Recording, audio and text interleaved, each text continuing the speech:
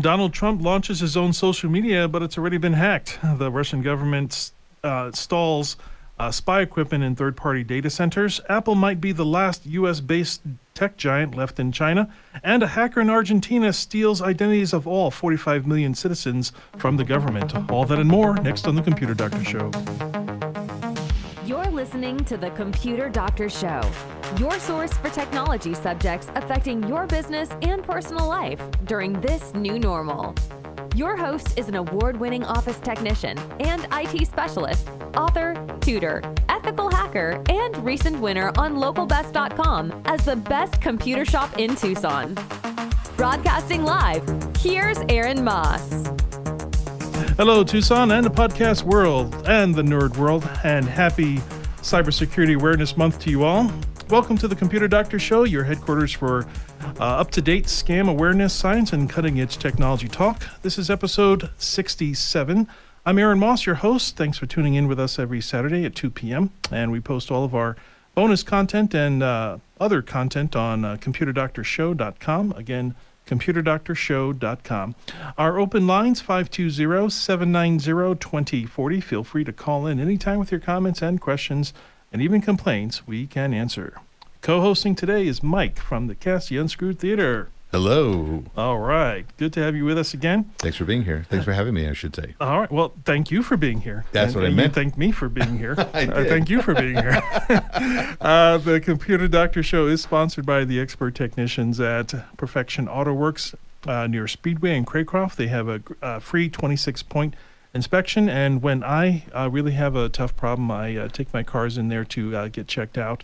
They really are the best in Tucson, so if you have a car problem, go down and see Perfection Auto Works.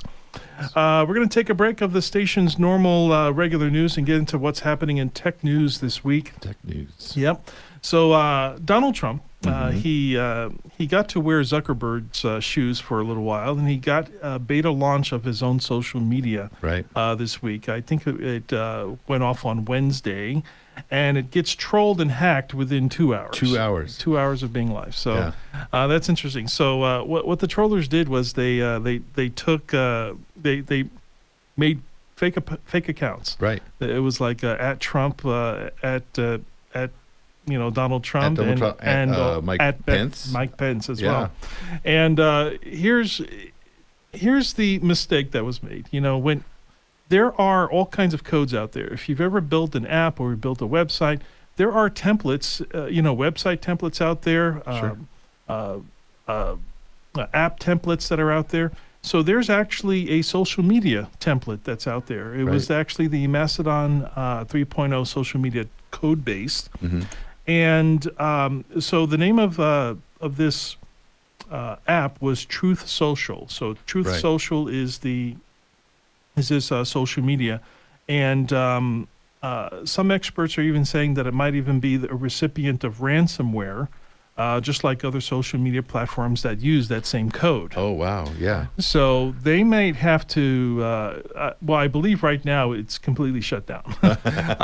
But I think they're kind of going to revamp it because they realized now, by the way, that was just a beta launch. So that wasn't really the real launch. Right. But with the beta launch, they did open it to the public. Sure. So they may have to revert back, do some security things and maybe relaunch it. Bring it back in-house and figure out the security of it. Right. So, and it was taken offline 1 hour within that trolling time. So it was on for 2 hours, got trolled and hacked, and then it was shut down an hour later. So they're up for almost 3 hours. Almost 3 hours. That's great. Okay. So there is a... so that just goes to show you that keeping a handle on the misuse of media is challenging. Mm-hmm. Trollers and hackers are out there looking for opportunities to take advantage. At all times. Right. Now, there is, according to Truth Social, a more stable, completed version is expected to be released in 2022, and pre-orders start in November. So how do you pre-order social media? You can. So not all apps are necessarily available on app stores. There are some people. So those that can have access to the alpha version or the beta version, they will go someplace else. So they'll get the file, the APK file, or the install file directly by Gotcha. email or some other means. So they opt in. They say, I want to do this. It's an opt-in, right? Gotcha. So for pre-orders, I don't know that that this is going to be a paid service, Right. but if it's made by Trump and if he's not Trying to make money off of it. running ads, he's an entrepreneur, so Yeah. he's going to be making money from this. So Yeah, in some capacity. here's a question: will Apple be the last U.S. tech giant left in China? Is this question? So there was a time where big tech giants were actually China dependent. Right. Many of these companies, took care of their manufacturing, the hosting of apps. Mm-hmm. All happened Assembly, on China. right? Yeah, assemblies, and they all happened in China. But in the past few years, the Chinese government has been prioritizing its own Asian giants, such as Huawei and Alibaba. Right. Huawei and Alibaba, no. By the way, Alibaba is like the Asian Amazon. Right. That's the big marketplace that's being used, and it's also plays a large part in international marketplace as well. Right. A lot of anytime you need something in big bulk, people are usually going to Alibaba. Okay, if you go to like 99-cent stores and like dollar stores where you have Right. like cheap little plastic thing, Alibaba. Right. But you have to buy like tens and thousands of Sure. of these things in order to get them at the price points. Right. But companies like Microsoft, Facebook, LinkedIn, Amazon, Audible, and others have now started to diversify their work to other countries, such as Taiwan and even right here in the United States. Oh, okay.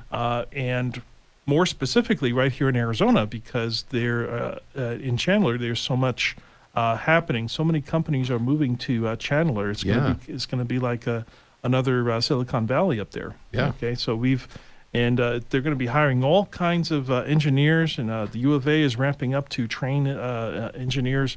So stay put right here. Arizona needs more tech people. You don't need to move away to get the money. Nope. Not for that. So as far as what Microsoft and Apple are doing with China in particular, they're having an increasingly difficult time getting the Chinese government to agree on operations. They're making it harder with stricter Sure. rules and regulations. Right. Regulations dealing with security and firewalls, censorship, copyright, and other threats. So many U.S. companies have just simply said it's just not worth all Not the worth the trouble. time. Yeah, Hassle. not worth the trouble of going through to try to make things work. It's just easier to just move operations elsewhere. Mm-hmm. So other countries that are becoming more active for operations and manufacturing, again, right here, United States and Taiwan.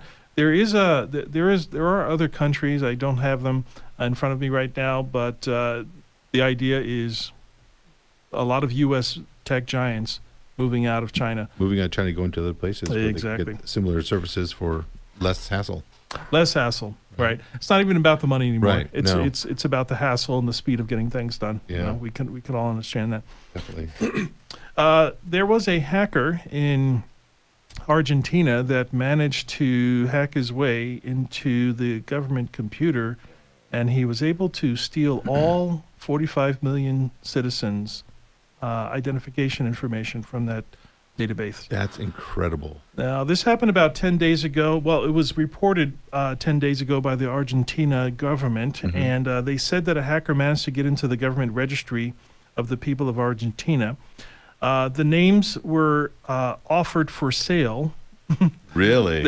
They're offered for sale on the dark web, and it included the names, their ID numbers with photos and dates and births and codes and everything, Holy all smokes. kinds of information. And the hacker is enticing buyers by publishing 1 or 2 million of the 45 million that was hacked. They're just publishing it on Here for free. on like a Twitter. I think they had used like a Twitter post. Like a loss leader. And that was only after I believe only after he posted the names for sale did the Argentina government actually figure out that, hey, they were hacked. Oh, really? And that's when he started doing background checks. Oh, my goodness. because shortly before that Twitter post, and when they went back through the logs, Right. they were able to determine that they were able to see the VPN login that was used to get into their access system. them. Yeah, so they know the time it was, but by then it was too late. Sure. Do they know who the person is? I'm sure they're tracking them. Of course not. No? we never know. Never but quite know. they do know the Twitter handle, but that's about it. And some of the things that the hacker started doing, they started publishing things with some well-known Argentinians, such as Lionel Messi and Sergio Aguero. Okay. I'm not sure who those are, I've but never- they're well-known people in Argentina, and he was yeah. able to acquire their information too. Wow. So the big question is, how did they do it? Well, it's the same way that they do everyone else, and that is by social hacking Right. careless employees. Yeah. And that's what social hacking is. And, these days, when a hack is successful, like if you are able to get into a door that is locked, Right. it's not the problem with the lock. It's convincing the person that has the key to open the door for you. For you. Right. Yeah. That's what social hacking is. Right. So there's more need and more demand for users to be trained that Right. have the keys. Right. So look, if a guy comes in here, okay, pretending to be me or pretending to be a boss, Right. don't let them in. Yeah. And Let's verify this. yeah, and these actors are able to fool the people. Says, yeah, it's okay, you can let me in. Okay, and then now the problem is not with the key. The problem is not with the lock. The problem's not even with the door. Yeah. And that's how it is. Yeah. So anyway, we're going to we lost time for a moment, but we're going to take a quick break. After our midway break, we're going to take a quick break here. And up next, how Russia treats its third-party data centers and tech anniversaries. This is the Computer Doctor Show. Stay tuned.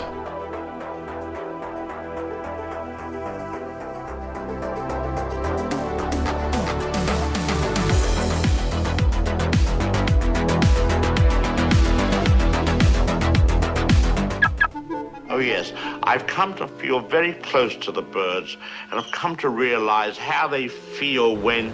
Wow, what a beautiful day for a drive. Come on, sweetie bird. You're going with me.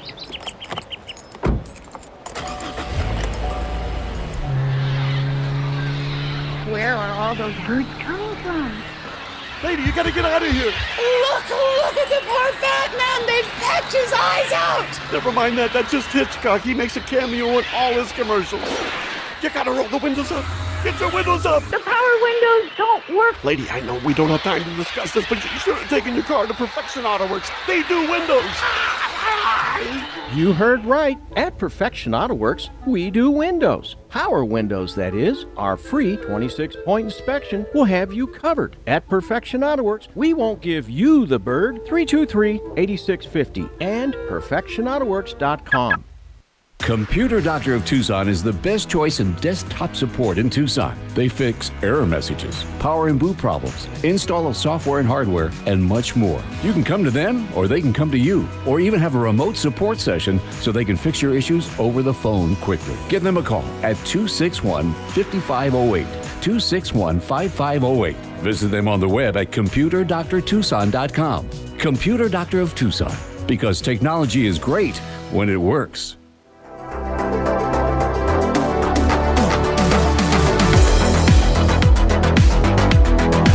Welcome back to the Computer Doctor Show, your source for scam awareness, science, and cutting-edge technology talk. I'm Aaron Moss, your host, along with Mike, co-hosting today from the Unscrewed Theater.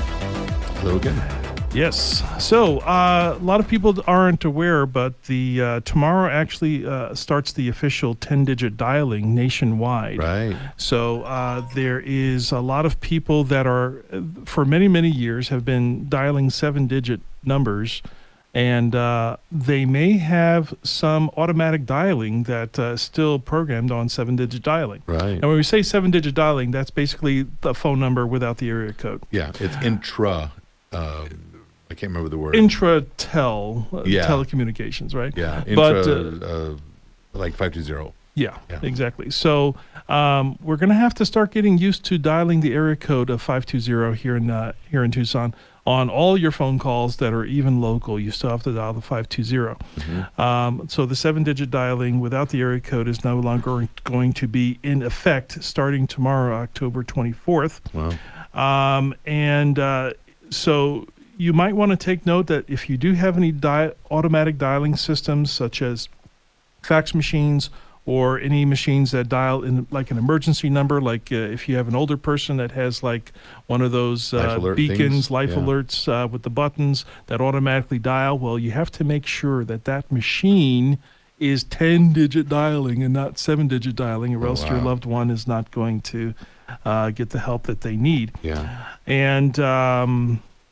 So be sure to check all your speed dials, automatic dials, so that they can all be checked.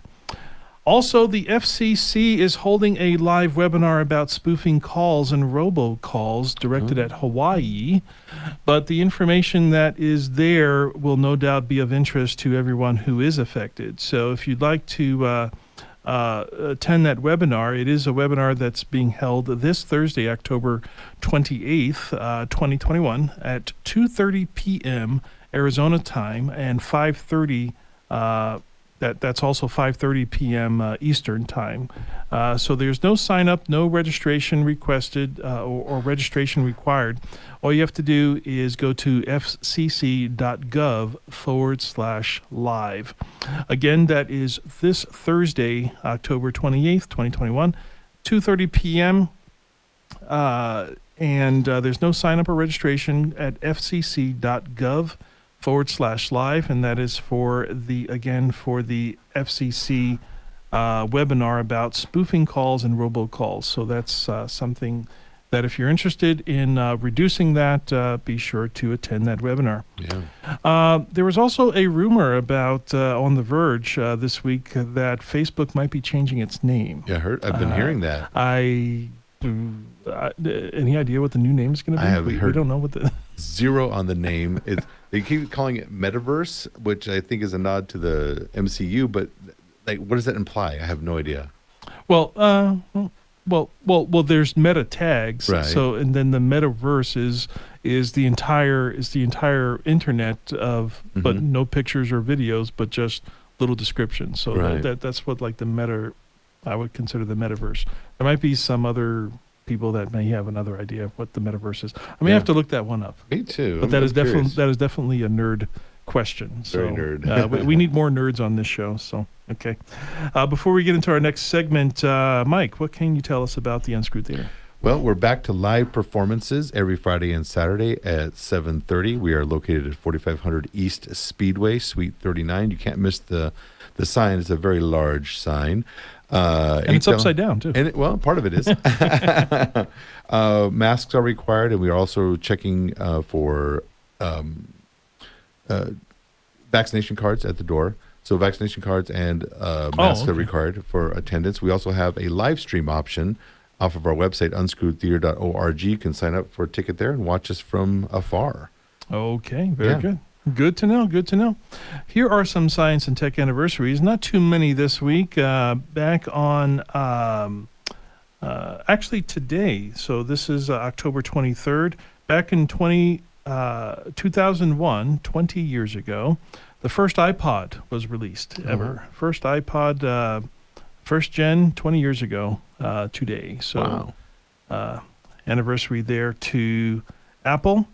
Today is also National TV Talk Show Day. So I have the radio show here, and so I don't know if there is a radio talk show day. Talk show day. That would be almost said taco, but okay. I also want there was also, I think I had mentioned it last week, but October 21st, 2015 was the day that the Back to the Future. When they went into the future, they went to October 21st, 2015. So I'm not going to say that this is necessarily Back to the Future week, but because the other Back to the Future week would be November 5th, 1955. That's right. And that's coming up in a few short weeks. So correct. we may have to mention that again. But those are your science and tech anniversaries. We do have a caller on line 1, our good friend Charles. Hey, Charles, how are you? Hi. By default, Radio Talk Show Day is July 4th. And also, Facebook has acquired Twitter, and it will now be called Twitbook. Very good. Very good. Thank you very much, Charles. Thanks for calling in. All right. So here is what happened in Russia. I don't exactly know the dates involved with this. I was trying to, but I know it happened within this past month. So the Russian government forcefully installed spy equipment in third-party data centers. Oh, wow. And it was reported this week. So, Russia deals with all kinds of trolling, hacking, misinformation very differently than they do in the United States. Right. And Russia actually has, more advanced and more quantity of hackers in their country than the United States. The United States has them too, but sure. Russian hackers. Oh my goodness, Right. So the government has to kind of, I guess they have to kind of deal with it a little bit differently. But starting with a series of emails and forums from their official Internet Security Agency, which is like kind of like the Russian FCC, if you will. Mm-hmm. They had to send out these emails and forums to all of these internet service providers. Right. And so an internet service provider would be like a Cox or Xfinity or CenturyLink, or, right. or Lumen, whatever you want to use. So those internet service companies, they have data centers, they have grids, they have equipment that allows them to deliver their services. Right. That equipment belongs to them. To them, right. Yeah. Now, that's the same case that it is in Russia. Uh-huh. After these forms were sent, equipment arrived at some of these locations along with install crews. These install crews pushed them out of the way. Oh, wow. And said, we are installing this spy equipment in your data center. Into your data center. And we're going to lock it up. We're going to put it behind a cage so that you can't get to it. And we have the key. Smokes. Okay. And all the data that we collect from your systems, we're going to send that information to Moscow. Now, wow. This was forcibly done. Now, they were calling them these Russian black boxes, and they were installed in racks beside the servers of these ISPs. Okay. How this affects people in Russia, how they're able to access the internet, is they're going to be their internet is going to be slower because just about every picture, every bit, every byte that passes through that system is being checked through this. Now it has to be passed through the second system. Yeah, so it's not that the internet is running slower, but now the path has now been a lot longer. Right. Now the data that they have requested now has to travel a much longer path. Right. And now it's saying that formerly if just a regular picture that would come up on a website, if it took 4 seconds, now it's going to probably take 16 seconds. Oh, wow. 4 times as long. That's quite, Same thing with an email. Okay. Right. If an email took maybe 30 seconds, it's now going to take 2 minutes. Because if you send an email to somebody, in Russia, or even if they don't have a Russian email address, but if it's accessed through there, or if it runs through their ISPs and whatever, it's going to be checked through there. Wow. So they have to be very, very careful of that. So this delay in transmission as well as email traffic is going to take longer, and also if somebody in Russia is listening to this show, there's nothing that you can do to speed up your internet. Right. It's just like calling Cox. Even if your computer is slow, but they're going to try to sell you a faster internet connection. Sure. Right? And it's not going to have any effect in this particular case. Exactly. So we have to keep that in mind. And as we start to wrap up, we just want to thank our sponsor again, Perfection Auto Works, for being a great advocate for the show and supporting the show. Stop by their location near Speedway in Craycroft for your free 26-point inspection. This is episode 67. My name is Aaron Moss, your host and technology expert. Mike was co-hosting today from the Unscrewed Theater. Thanks for having me. Tom Fairbanks is at the control board. Listen to the Computer Doctor Show every single week with new episodes every Saturday, or at least just about every Saturday. Stay safe, enjoy the rest of your weekend, and we'll talk to you again next week.